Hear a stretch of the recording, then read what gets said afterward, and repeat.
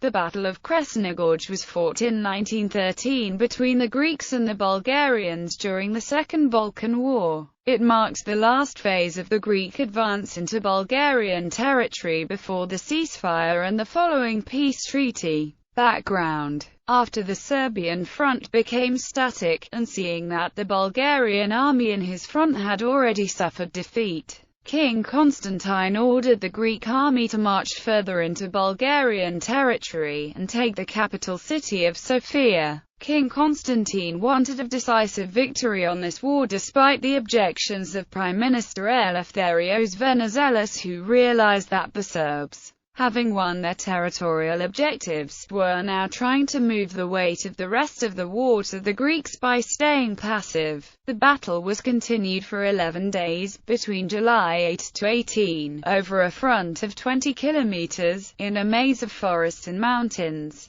Conflict: Greek advance and breaking through the Kresna Pass. After the victorious Battle of Duran, the Greek forces continued their penetration north. On July 18, the 1st Greek Division managed to drive back the Bulgarian rearguard and captured an important foothold at the southern end of the Kresna Pass. In the pass, the Greeks were ambushed by the Bulgarian 2nd and 4th Armies, which was newly arrived from the Serbian front and had taken up defensive positions there. However, after bitter fighting, the Greek side managed to break through the Kresna Pass. The Greek advance continued, and on July 25 the village of Krupnik, north of the pass, was captured, forcing the Bulgarian troops to withdraw to Simitli. Simitli was also captured on July 26, while at the night of July 27-28, the Bulgarian forces were pushed north to Gornja Huma Yar, 76 kilometers south of Sofia. Meanwhile, the Greek forces continued their march inland into western Thrace, and on July 26, entered Xanthi, and the next day entered Komotini. Without facing opposition, Bulgarian counter-attack and armistice, the Greek army was stopped in front of Gornja Huma Yar by significant Bulgarian resistance. In July 28, the Greek forces resumed the attack and captured a line stretching from Churavo to Hill 1378, southeast of Gornja Huma Yar. However, on the evening of July 28, under heavy pressure, the Bulgarian army was forced to abandon the town, while it set fire to a quarter of it during the retreat. On the following day, the counter-attacking Bulgarians attempted to encircle the outnumbered Greeks in a Khanate-type battle by applying pressure on their flanks. Nevertheless, the Greeks launched counter-attacks at Mehomia and to the west of Kresna, and by July 30 the Bulgarian attacks had subsided somewhat. On the eastern flank, the Greek army launched an counter-attack towards Mehomia through the Predela Pass.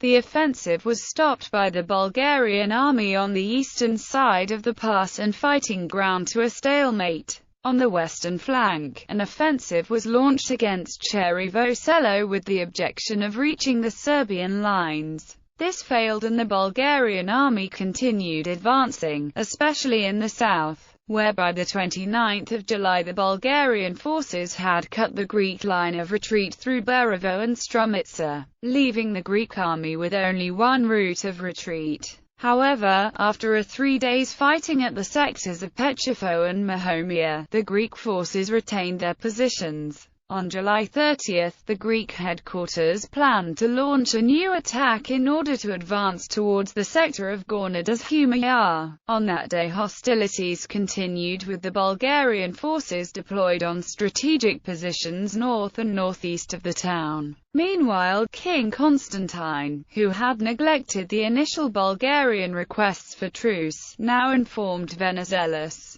that his army was physically and morally exhausted, and urged him to seek cessation of hostilities through Romanian mediation. The resulted general armistice, signed on July 31, OS. July 18, 1913 in Bucharest, ended one of the bloodiest battles of the Second Balkan War. Legacy: armistice left both parties claiming victory. From the Greek point of view, after 11 days of attack, the Bulgarians had clearly failed to turn the Greek army's flanks. and consequently they considered the battle a defensive victory. To the Bulgarians, the battle was a victory since their attack successfully stopped the Greek army's advance towards Sofia and thus induced the Greeks to accept the proposed armistice. This view is supported by the opinion held by some historians that although the battle was ended inconclusively by the armistice, by the end of the war the Greek army was threatened by encirclement and annihilation. The Greek side on the other claims that during the prolonged battle, the Bulgarians had progressively involved all available forces, and lacked the additional manpower to complete the encirclement of the Greek forces.